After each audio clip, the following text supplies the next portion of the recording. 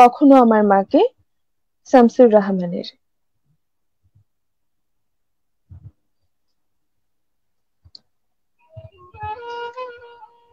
কখনো আমার মাকে কোনো গান গাইতে শুনিনি। সেই কবে শিশু রাতে ঘুম পাড়ানিয়া গান গেয়ে কখনো আমাকে ঘুম পাড়িয়েছেন কি না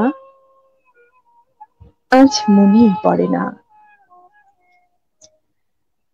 যখন শরীরে তার বসন্তের সম্ভার আসেনি, যখন ছিলেন তিনি ঝড়ে আম কুড়িয়ে বেড়ানো দিনের কাছাকাছি, ঠিক তখনও কোনো গান লতিয়ে ওঠেনি মেরে মেরে দুপুরে সন্ধ্যায়, পাছে গুরুজনদের কানে যায়। স্বামীর সংসারে এসেও মা আমার ছিলেন নিশ্চুপ, বড় বেশি নেপথ্য চারিনি। যত দূর জানা আছে টপ্পাকে খেয়াল তাকে করেনি দখল কোনোদিন।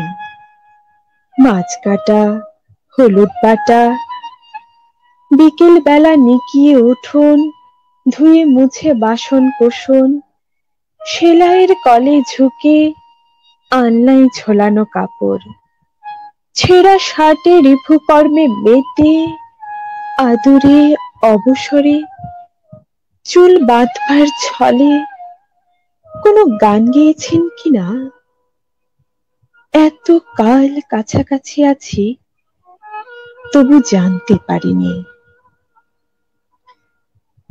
যেন তিনি সব গান দুঃখ জাগানিয়া কোনো কাঠের সিন্ধুকে রেখেছেন বন্ধ করে আজীবন।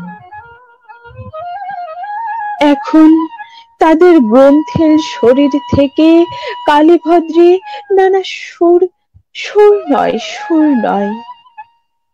ন্যাপথেলিনের তীব্র ঘ্রাণ ভেসে আসে, ন্যাপথেলিনের তীব্র ঘ্রাণ ভেসে আসে। ধন্যবাদ।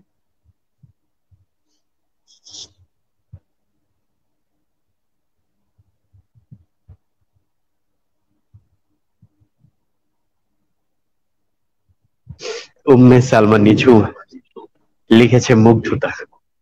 নিঝুম, এভাবে আমাদের সঙ্গে থেকো এবং আমাদের নোংর আড্ডার সঙ্গেই থেকো, কবিতার সঙ্গে থেকো।